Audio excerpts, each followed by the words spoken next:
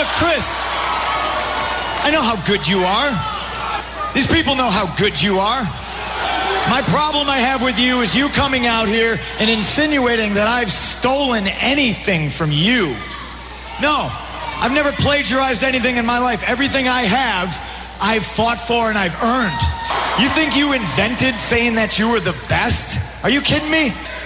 I have faced every legend, every Hall of Fame, future Hall of Fame performer in this ring and beaten them all. I've won dozens of championships. I've had dozens of classic matches, classic Wrestlemania steal the show matches, dozens of moments that will be legendary long after either one of us are gone. You can chant it all you want, but I am not just telling you, I am proving to you with all the evidence that standing right in front of you is the literal, undeserved, undoubtful best in the world at everything I do. You know, you keep saying that, and your words just scream superiority, but I watch you and the way you walk out here, and the inflection in your voice, and certainly your body language, it screams inferiority. Who are you trying to prove? You trying to prove to me that you're the best? Or are you trying to prove to these people that you're the best? Or are you trying to prove to yourself that you're the best? See, I say I'm the best in the world, and yeah, that's a little cocky, but confidence is nothing that I've ever lacked, and it's nothing I thought you lacked. But now that confidence, Chris, seems to be replaced with jealousy. See, you look at me and you see a guy that emerged from the same shadows you did. But now, he surpassed everything that you did, didn't he? Because sure, you beat legends. You beat the Stone Cold and you beat Rock on the same night 10 years ago, and that made you the WWE champion. But you were never really the man like how I'm the man, were you? And that just bothers you a little bit, doesn't it? You have a Napoleon complex because of it. So you come back and you try to point fingers and place the blame. The blame's only on you. See, you say that you're the best in the world at what you do, and I say that I'm the best wrestler in the world.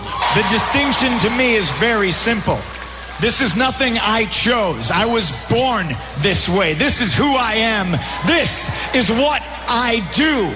While you choose to leave and write books and have a radio show and be on game shows, and you choose to be a rock star. And all the while, I'm here on top, swimming with sharks, while you're dancing with stars. When I was dancing with stars, Punk, and killing it on The Tonight Show and becoming a bigger star than you ever were, all I could think of was one thing, and that was you ripping me off. Every single night, you ripping me off, Punk. And let me be completely clear and honest with you. All of those January 2nd vignettes and the best in the world verbiage and this light up, flashy, fancy jacket, it's all window dressing, because I came back to the WWE for one reason and one reason only. And that was to embarrass you on the biggest stage in the world. To take back what is mine, to beat you for that world title at Wrestlemania and shove down your throat that I am the best in the world at what I do. I prove it, I claim it, I am it every single night. Well, that's all you had to say. When you came back, you didn't have to jump me to get my attention. All you had to do was grab me and say, hey, Punk, me and you, best in the world versus best in the world at Wrestlemania. See, this is the time of year everybody points at that sign, but I'm going to point at my championship title, because to me, I don't need Chris Brown, and you don't need Mickey Rourke, and we don't need all the pyro in the world or inflatable letters to tell everybody how awesome we are, and I don't need a fancy entrance, and screw your stupid light bright jacket. The only thing we need is me and you in a ring. And on April 1st, we're going to find out exactly who the best in the world is. Because to me, those are the only ingredients we need in the recipe to have what quite possibly could be the greatest wrestling match in WrestleMania history. But See, I have something you covet, and I say come and get it. And at the end of the night, when you're looking over your shoulder on the ramp and you see this, it's not going to be the end of the world. It's just going to be the end of yours. And now, more Pro Wrestling Weekly with your host, Ferran Derry. Sit down, shut up, and listen up. Welcome back to Pro Wrestling Weekly here on 1490 WBCB and online at WBCB1490.com. Ferran Derry back here with you with a lengthy back-and-forth altercation. That was only about half of it between Chris Jericho and CM Punk, the battle of the best in the world. Of course, that is coming up on April 1st, and can only imagine how much more talking we're going to get between those two, actually between all the matches. So far, the 5 matches looking pretty stacked so far. Of course, we've mentioned the Rock and John Cena, CM Punk and Chris Jericho for the WWE title, Daniel Bryan and Sheamus. That's kind of been swept under the rug by comparison, but that's your world title match. Triple H and The Undertaker in a Hell in a Cell. And then, of course, Cody Rhodes and The Big Show. In case you missed it last night, that was set for WrestleMania. Cody Rhodes defending the Intercontinental Championship against The Big Show at WrestleMania. Wow, lots to talk about there with, well, everything said between both Punk and Jericho. They definitely had themselves a back and forth, and looks like it almost seems, and I believe it was our own Mike Samsler was pointing this out off air before the show started. It almost seems like Punk and Jericho are kind of making a bit of a mockery of the Rock and Cena with their feud, talking about how Rock isn't, he says he's going to be there, but then he isn't, and then he goes off to do movies. In a way, there's kind of a parallel with all the different interests that Jericho has. He has no problem taking a year or two off to go tour with Fozzy, or to host that show Downfall on ABC, or to do Dancing with the Stars, or write a book, or all the different things he's done, film some of those those I Love the 90s shows for VH1. There's a whole slew of different things, and then occasionally come back and once again prove his claim of being the best in the world at what he does. So it's definitely a parallel. I didn't think of it that way, but the more I think about it, the more it definitely makes sense. We'll take a second and turn over to TNA. Victory Road is 1 week from tomorrow, and so far 4 matches on the card. You've got Austin Aries defending the X Division title against Zema Ion. Also, Gail Kim defending the Knockouts title against Madison Rayne. Then you've got 2 other singles matches, Sting against Bobby Roode and Kurt Angle against Jeff Hardy. That was set up this past Thursday on Impact. And something rather interesting from this past Thursday's Impact that has me, we'll just say a little perturbed, I guess, is the direction that TNA is going with Zema Ion, and feeling no remorse for hurting Jesse Sorensen. I mean, sometimes injuries obviously injuries happen, and sometimes you can make a storyline out of them, but something of that nature, I mean, especially with the fragile nature of the vertebrae that was injured.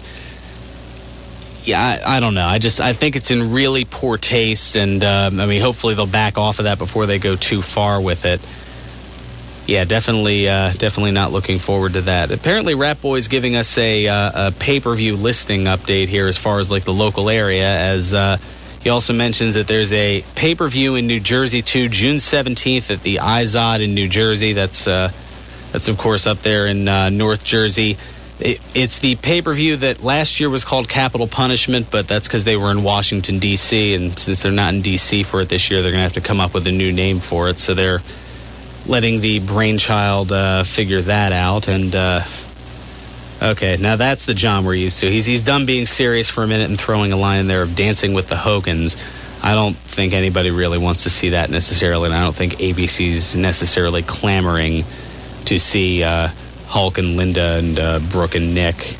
Yeah, Nick shouldn't be anywhere near a lot of different things, including a dance floor. We'll just leave it at that. Let's take care of some news and notes real quick. Definitely got room for your calls as well at 215-949-3232 and toll free at 888-922-2149. First of all, Vince Russo, he finally speaks up, over at least to PW Insider. He issued the following statement to PWInsider.com regarding his departure from the company.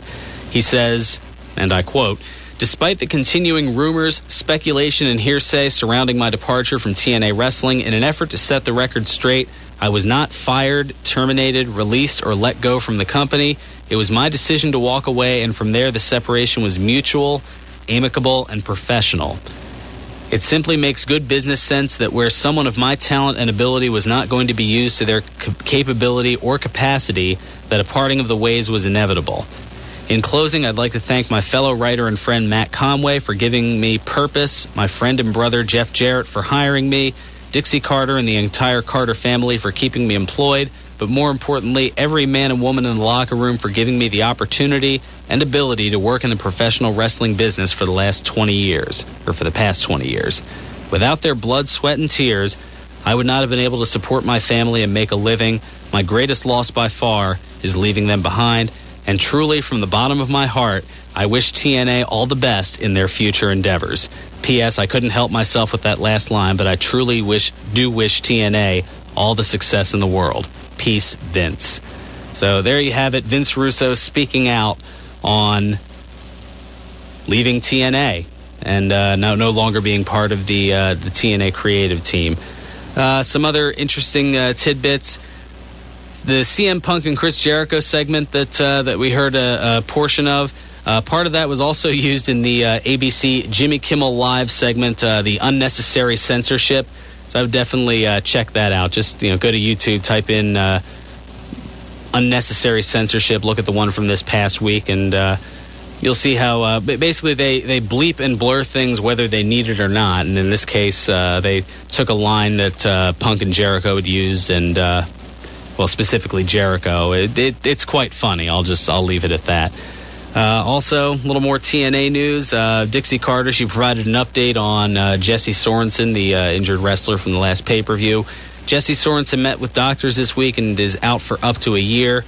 We're blessed he will be back at all. He's staying positive. So, looks like it's confirmed up to a year. So it could be sooner, I guess, depending on the rehab. But obviously with fracturing of the C1 vertebrae, you don't want to take any chances considering how close that is to the neck and whatnot. So, it's just a matter of getting healthy, and if you are able to get back in the ring, Jesse, hey, that's a bonus to say the least.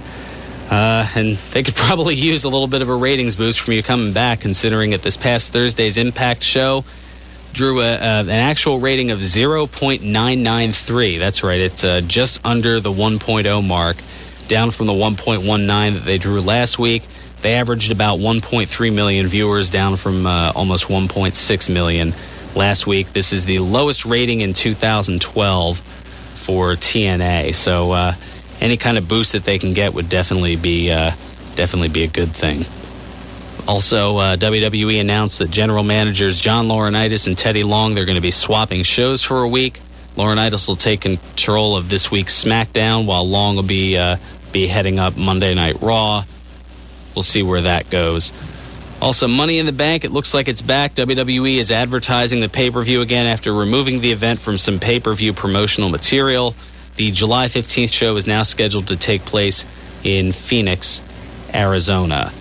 Also, WWE has announced James Roday of USA Network's show Psych.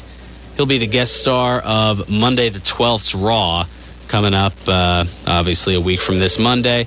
And also that following Wednesday, March 14th, The Miz will appear on Psych as a guest as well. Roday was scheduled to serve as a guest host along with his Psych co-star Dulé Hill back in 2010, but was forced to stay away due to appendectomy surgery that occurred. So it ended up being a one-man show back when they had the guest hosts in 2010.